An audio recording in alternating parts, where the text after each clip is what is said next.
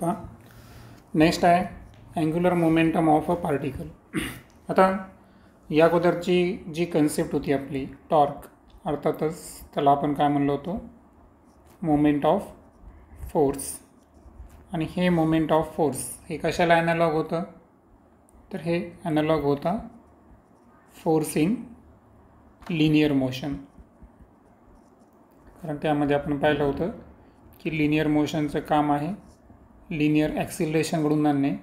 त्या पद्धतीनं moment of force हा कायकडून आणतो, अँग्युलर ॲक्सिलरेशन. त्यानंतर हे झालं लास्ट टॉपिकचं. पण आता आपण ज्या टॉपिकबद्दल बोलायलो तर तो टॉपिक आहे अँग्युलर मोमेंटम. आणि हा जो अँग्युलर मोमेंटम आहे तर हा कशाला ॲनालॉग आहे असं जर आपण प्रश्न डिस्कस केला तर हा रोटेशनल ॲनालॉग आहे, rotational analogue to linear momentum. Okay, so चिन्ह माहीत असेल तुम्हाला. लिनियर मोमेंटमसाठी आपण काय वापरतो, पी. स्टँडर्ड 9मध्ये फॉर्म्युला पाहिला आपण, mass into velocity. Angular momentum सांगून देतो अगोदरच, त्यासाठी आपण कोणतं अक्षर वापरतो, एल, है ना. टोटल सिस्टीमचं असेल तर कॅपिटल एल वापरतो, इंडिव्हिज्युअल पार्टिकलसाठी आपण स्मॉल एल यूज करू. ठीक आहे. आता एक लक्षात घ्या की अँग्युलर मोमेंटम जो आहे तर हा या अगोदर सांगितल्याप्रमाणे मी तुम्हाला म्हणलो होतं या चॅप्टरमध्ये आपल्याला 2 वेक्टर प्रोडक्ट लर्न करायचे आहे ना. तर एक कोण होता आपला मोमेंट ऑफ फोर्स आणि दुसरा कोण आहे अँग्युलर मोमेंटम. तर दोन्हीचे दोन्ही काय आहे, वेक्टर प्रोडक्ट्स आहेत. आता लास्ट लेक्चरमध्ये आपण जे मोमेंट ऑफ फोर्स आहे त्या संदर्भात ही फिगर लर्न केली होती, बरोबर आहे का. आता आपल्याला फिगर ही लर्न नाही करायची आहे, पण कन्सिडरेशन पूर्ण हेच असणार. ठीक आहे. जसं की आता पार्टिकल जो आहे, पार्टिकल कोणता आहे, पी पार्टिकल. तर सपोज त्याचं मास जे आहे ते मास किती कन्सिडर करणार आपण, एम कन्सिडर करणार. त्यानंतर जे लिनियर मोमेंटम आहे ते तर ऑलरेडी सांगितलं मी, ते काय कन्सिडर करणार आपण, पी, सो मास एम. त्यानंतर आर जो आहे हा असणार पोझिशन वेक्टर, ओ जो आहे तो असणार ओरिजिन. ओके. आता अशा केसमध्ये जर आपल्याला अँग्युलर मोमेंटम काढायचं असेल, okay, so we have to calculate the angular momentum of a single particle, not a system. तर अँग्युलर मोमेंटम जो आहे पार्टिकलचा तर त्याला आपण एल कन्सिडर करू.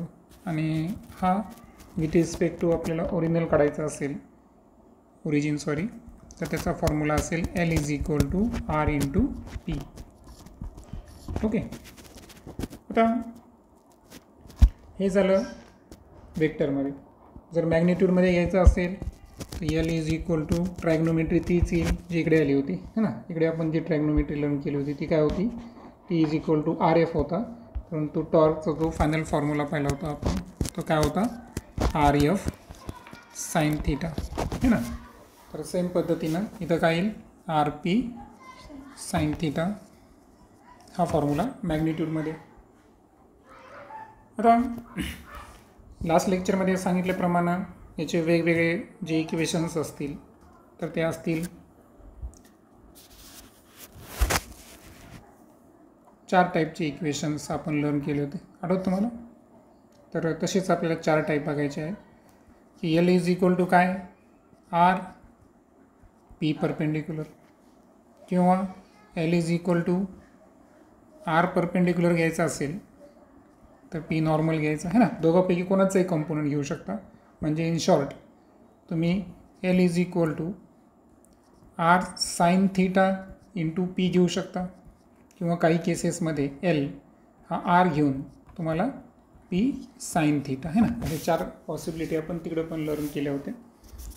आणि तिकडे जे आपण स्पेशल केसेस पाहिले होते तर तसे स्पेशल केस इथं पण अप्लिकेबल आहेत झिरो संदर्भात. जसं की आपण म्हणलं होतं की काही कोणत्या केसेसमध्ये आता एल 0 असू शकतो.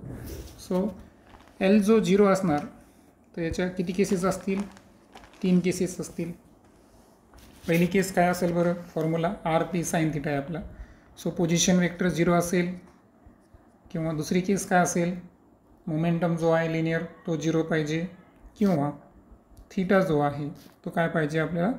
0 किंवा 180. ओके, पुढे चलो आपण आता मोमेंट ऑफ फोर्सची फिगर घेण्याचा उद्देश काय माहिती आहे का? की आता आपण आपल्या त्या टॉपिककडे आलो की ज्या टॉपिकमध्ये आपल्याला ॲक्च्युअल कोणाचं रिलेशन पाहायचं आहे? मोमेंट ऑफ फोर्स म्हणजे टो आणि लिनियर मोमेंटम म्हणजे एल, सिंगल पार्टिकल संदर्भात. ओके, सो आता जसं की आता आपण पाहिलं की इक्वेशन नंबर 1 नुसार जो एलचा फॉर्म्युला आहे तो काय आहे? R cross P, vector product आहे ना. तर आपल्याला याला काय करू? डिफरन्शिएट करू. ओके, सो डिफरन्शिएट केल्यानंतर काय होईल बरं? D L upon D T is equal to D upon D T. काय होईल या ठिकाणी? R into P. वेक्टरचा नियम आहे डिफरन्शिएटचा. काय करायचं? पहिल्याला जर डिफरन्शिएट केलं तर दुसऱ्या राशीने काय करायचं? मल्टिप्लाय प्लस पहिली राशी ॲज इट इज, दुसऱ्या राशीला डिफरन्शिएट. आता यामध्ये हे जे D R upon D T आहे ही काय असणार आहे? व्हेलॉसिटी. क्लिअर. आणि rate of change of momentum हा काय असणार आहे? फोर्स असणार आहे. दॅट्स वाय जे चेंजेस इथे येतील ते येतील व्ही इंटू, आता पीचा फॉर्म्युला मी काय लिहू शकतो इथं? M into V plus R into F. आता हे सगळं वेक्टर नोटेशन आहे ना. मग वेक्टर नोटेशनमध्ये पहा व्ही इंटू व्ही आला का? So V into V vector नोटेशनमध्ये काय असणार? 0. बरोबर. मीन्स ही जी पूर्ण राशी आहे ही काय होऊन जाईल या ठिकाणी? 0. दॅट्स वाय आपण त्याला काय करणार? निग्लेट है ना. वाटल्यास लोअर केसमध्ये मी 0 लिहितो, निग्लेट करतो. मग राहिलं काय आपल्याकडे? R into F. आता आर इंटू एफ ही जी राशी राहिली आपल्याकडे, आता माहीत असेल तुम्हाला की आठवण करून देतो की आर इंटू एफ हे काय आहे? टॉर्क आहे. बरोबर आहे का? म्हणजे याचा अर्थ हे काय झालं? टॉर्क झालं. सो ओव्हरऑल आपल्याकडे जी रिलेशनशिप आलं, लेफ्ट हँड साईडला काय आपल्या? Rate of change of momentum for single particle है ना. Sorry, rate of change of momentum, sorry कोणतं मोमेंटम? मात्र अँग्युलर मोमेंटम. तर तो आला टॉर्कच्या इक्विव्हॅलेंट. मग आता हे जे इक्वेशन आपल्यासमोर आहे तर या इक्वेशन जे की आपलं टार्गेट होतं की आपलं रिलेशन ऑप्टेन करायचं होतं ना टी आणि एलमधलं, ते रिलेशनशिप आपण काय केलं? ऑप्टेन केलं. आणि so suppose this is equation number 3. आता यावरून आपलं एक स्टेटमेंट तयार करता येईल की जो time rate of change of angular momentum आहे तर हा टॉर्कच्या इक्वल आहे. टॉर्कच्या इक्वल आहे याचा अर्थ मी सुरुवातीला जे म्हणलो होतो की अँग्युलर मोमेंटम हा रोटेशनल ॲनालॉग आहे. कशाचा? लिनियर मोमेंटमचा. आणि ॲक्च्युअल थोडंसं हायर रेंजला जर गेलो आपण तर इथे एक रिलेशनशिप पाहिलं होतं आपण, rate of change of momentum is equal to applied force. म्हणजे इथं न्यूटनचा की तो लॉ ॲप्लिकेबल होतो, सेकंड लॉ ॲप्लिकेबल होतो. त्यानंतर आता आपल्याला आपण एका पार्टिकलचं पाहिलेलं आहे. बरोबर, सुरुवातीला सांगितलं. आता आपल्याला काय करायचं आहे? सिस्टीम जे आहे, सिस्टीम ऑफ पार्टिकलचा टॉर्क आणि अँग्युलर मोमेंटम पहा. लेक्चर या अगोदरच्या लेक्चरमध्ये टॉर्क पाहिला आपण, मोमेंट ऑफ फोर्स. या लेक्चरमध्ये आपण अँग्युलर मोमेंटम पाहिला. आता आपण त्या पॉईंटला आलो की ज्या पॉईंटला आपल्याला टॉर्क अर्थातच मोमेंट ऑफ फोर्स अँड जो अँग्युलर मोमेंटम आहे हा एका पार्टिकलचा न बघता कोणाचा बघायचा आहे? System of particle. So of किंवा फॉर सिस्टीम ऑफ पार्टिकल्स हे आपल्याला लर्न करायचं आहे. मग आता हे लर्न करत असताना जर आपल्याला टोटल अँग्युलर मोमेंटम काढायचं आहे सिस्टम ऑफ पार्टिकलचं, तर आपल्याला काय करावं लागेल, इंडिव्हिज्युअल पार्टिकलचे जे अँग्युलर मोमेंटमला अनेक वचने काय म्हणू आपण, मोमेंटा, त्या मोमेंटचं आपल्याला वेक्टोरियली ॲडिशन करायचं आहे. कसं करायचं आहे, वेक्टोरियली, कारण ती वेक्टर क्वांटिटी आहे. So that's why we can write here की टोटल अँग्युलर मोमेंटमसाठी मी काय घेणार आता, कॅपिटल एल. इंडिव्हिज्युअलसाठी काय घेणार, L1, L2 and so on. कुठपर्यंत जाणार मी, Ln पर्यंत जाणार. आता इथे एक लक्षात घ्या, इथं dl/dt आपण टॉर्क पाहिला, पण इथे पण एक केसेस आहे की हा टॉर्क इंटरनली आहे, एक्सटर्नली आहे का दोघांचं कॉम्बिनेशन आहे. या प्रश्नाचं उत्तर आपल्याला पुढं बघायचं आहे. तर ओव्हरऑल जर पाहिलं आपण तर समेशनमध्ये आयची किंमत कुठून सुरू होईल, 1 पासून ते n पर्यंत, आणि L काय घेणार आपण, I. Correct. So suppose this is equation number 4. आता जसं की आता आपल्या लक्षात आलं असेल की सुरुवातीलाच इक्वेशन नंबर 1 सिद्ध झालेलं आहे की मोमेंटम पोझिशन वेक्टर आणि अँग्युलर मोमेंटम पोझिशन वेक्टर आणि लिनियर मोमेंटमचा प्रोडक्ट आहे. दॅट्स वाय आता आपल्याकडं आय पार्टिकल आहे ना, आयथ पार्टिकल जर घेतला आपण, सो इथे वाटतच लिहितो मी, फॉर आयथ पार्टिकल ते जे फॉर्म्युला असेल आपल्याकडे तर तो कसा असेल, Ti is equal to Ri Pi. Okay. आता यामध्ये Ri काय असेल, पोझिशन वेक्टर आयथ पार्टिकलचा, आणि जसं की P तर माहिती आहे तुम्हाला. ओके. आता विथ रिस्पेक्ट टू ओरिजिन असल्यामुळं इथेही पी आयची किंमत काय असेल, P is equal to MV, ते असं नाही MIV आहे, ती लिहायची गरज नाही, किंवा ठीक आहे ब्रॅकेटमध्ये लिहून टाकतो की PI is equal to MIVI.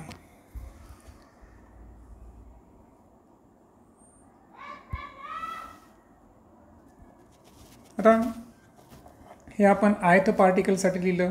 आता आपल्याला टोटल सिस्टीम संदर्भात लिहायचं आहे. सो टोटल सिस्टीम संदर्भात पहा, हा जो L असेल तर हा जेवढे काही आयथ पार्टिकल आहे त्या सर्वांचा जो अँग्युलर मोमेंटम आहे त्याचं काय असणार, समेशन.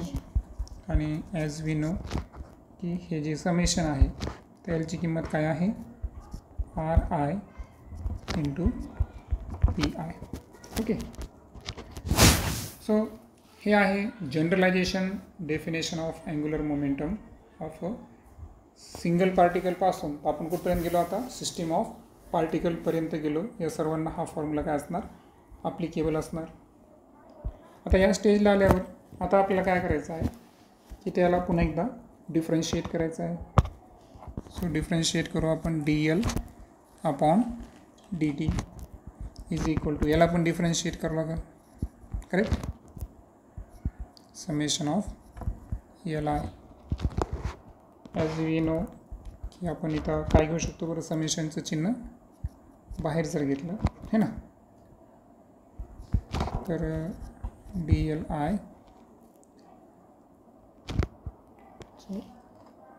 लिहिण्याचं dl/dt चालतं, काय अडचण नाही. समेशन आहे तर पण बाहेर घेतलं ना. आता समेशन डिफरन्शिएटला इथं, सो आता dl/dt काय आहे, dl/dt. ओके. इक्वेशन नंबर 3 नुसार काय येतो, टॉर्क आहे. सो इथं काय असेल, summation of torque. Okay. So rate of change of total angular momentum, हे इक्वेशन नंबर किती नंबरचं इक्वेशन झालं आपले, 5 नंबरचं है ना. सिंगल पार्टिकलचं जेव्हा काढलं होतं आपण है ना, ते रिलेशन होतं ॲक्च्युअल. त्यानंतर आपण टोटल सिस्टीमचं काढलं, हा फॉर्म्युला आपल्याकडे आला. मग आता समेशन जे मी तुम्हाला म्हणालो, समेशन म्हणजे आता आलो आपल्या टॉर्क संदर्भात. तर इथं जे टॉर्क असणार आहेत, जसं की इथं हा टो आहे, तर हा टॉर्क दोन पद्धतीचा असेल. एक असेल एक्सटर्नल. समेशन करायला म्हणजे ॲक्च्युअल कोणते टॉर्क समेशन, तर इंटरनल प्लस एक्सटर्नल.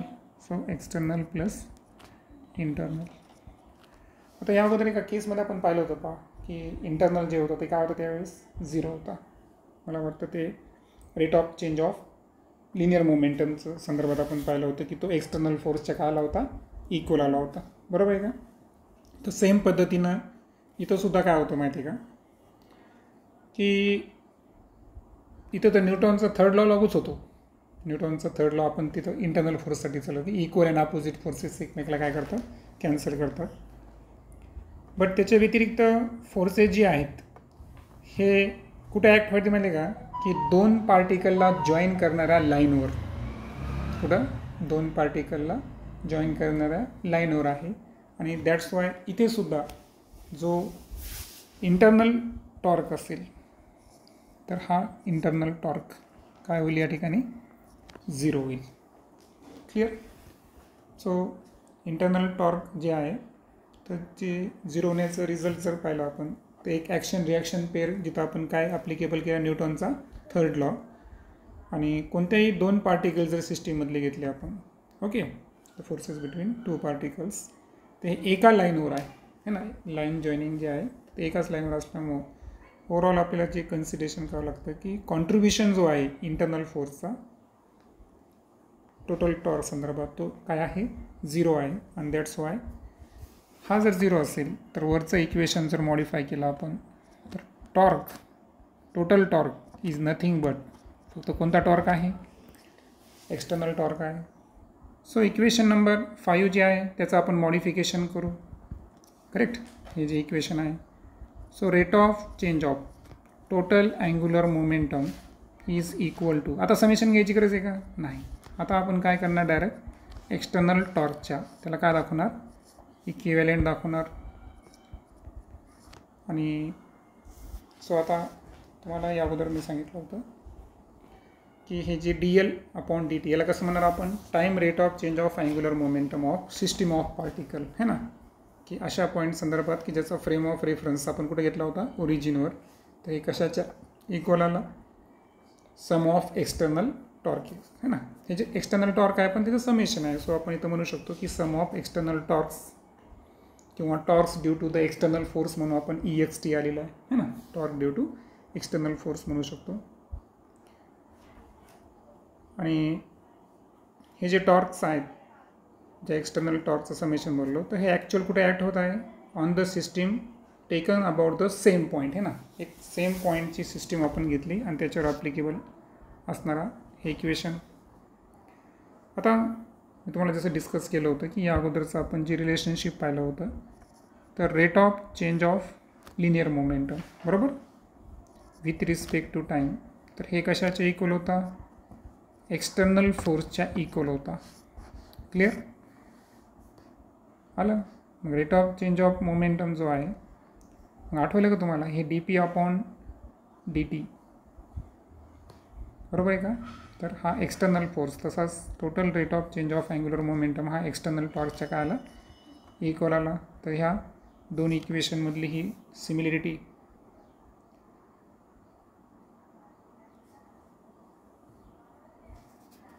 आता इथून पुढे आपल्याला लर्न करायचं आहे conservation of angular momentum. So next concept आहे आपली कन्झर्वेशन ऑफ अँग्युलर मोमेंटम. आतापर्यंत आपण लिनियर मोमेंटम पाहिला होता. आता लिनियर मोमेंटम संदर्भात आपण कोलिजन दरम्यान पाहिलं होतं की before collision after collision momentum कसा असतो, सारखा आहे ना. हे आपला लिनियर मोमेंटमचा होता.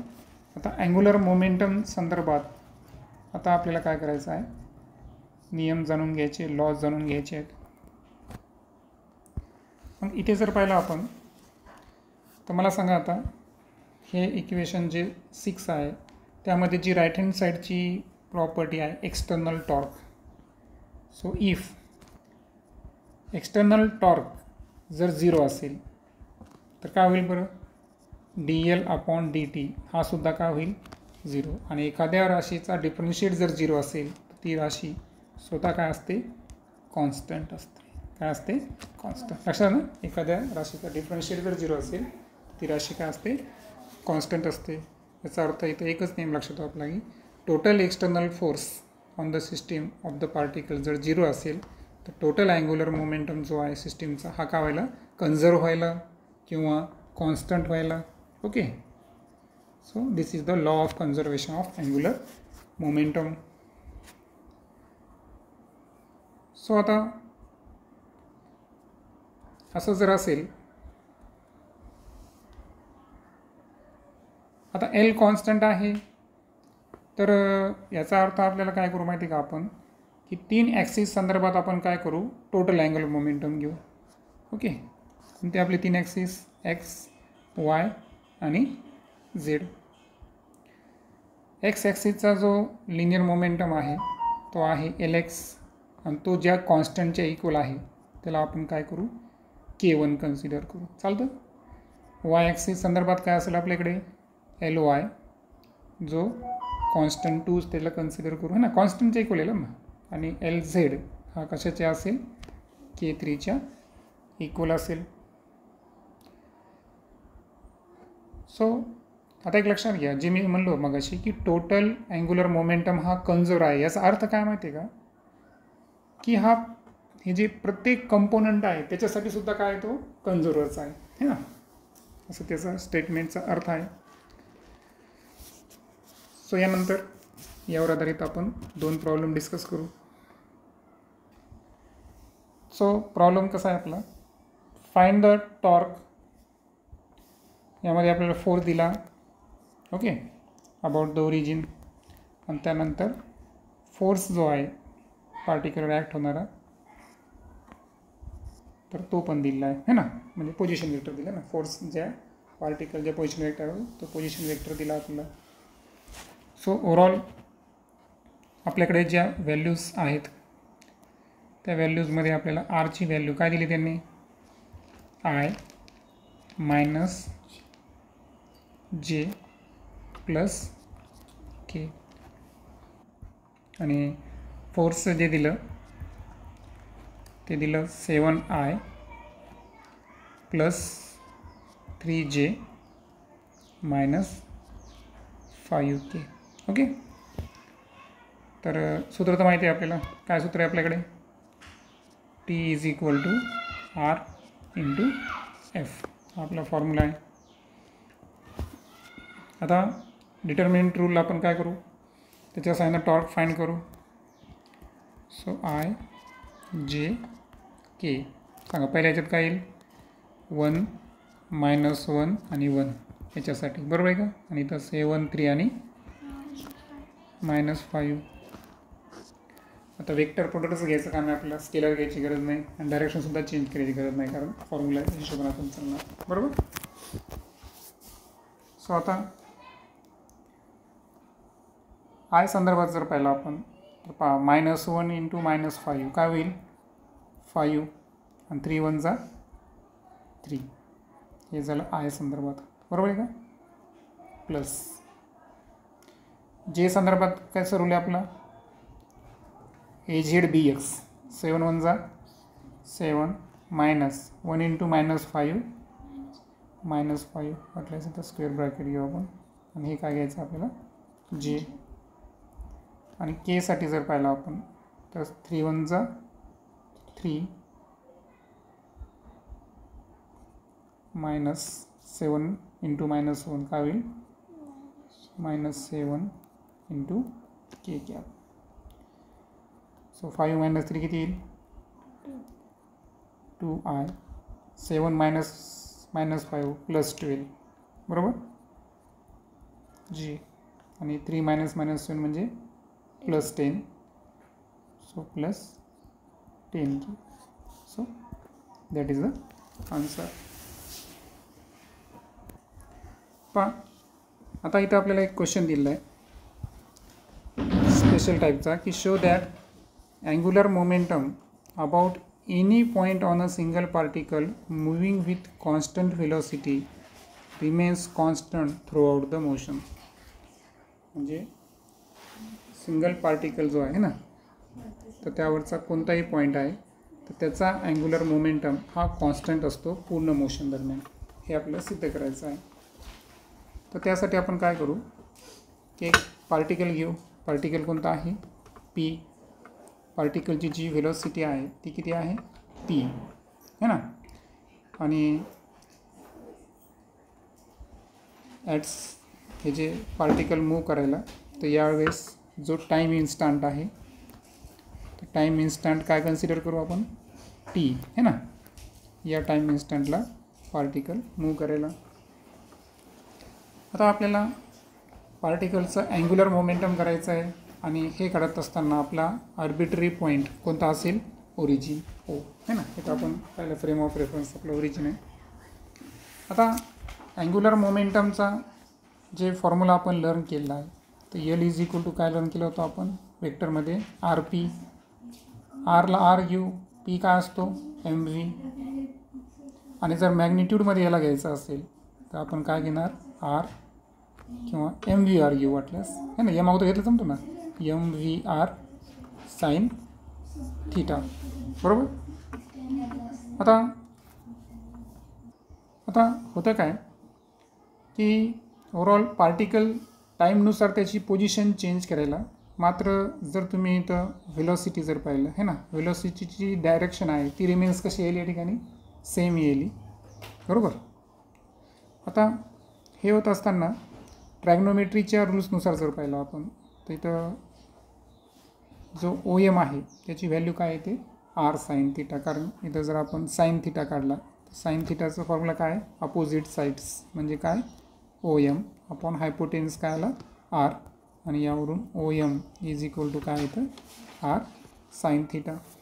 सो लक्षात ठेवायचं की जी पार्टिकलची जी व्हेलॉसिटीची जी डायरेक्शन आहे ही सेम आहे, ओके, जरी या ठिकाणी टाईम बदलत असेल.